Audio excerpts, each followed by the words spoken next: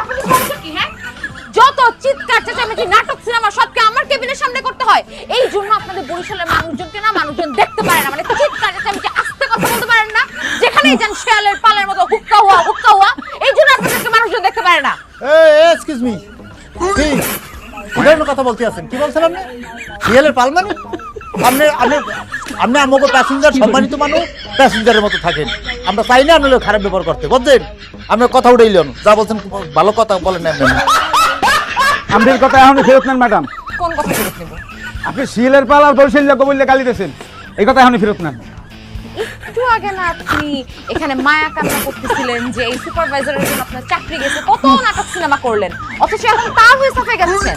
এই ওরা বাইরে বাইরে বললে যা খুশি এই করবো, এটা দেওয়ার বিষয় তো আপনার না। হ্যাঁ, মোরা কেটা? ওরা বরিশালিয়া, ইউনিটিটা বরিশালের মানুষ। মোরা মোর ভাইরা আপনি গালি দিয়ে যাবেন, এই সহ্য করবো মনে করছেন?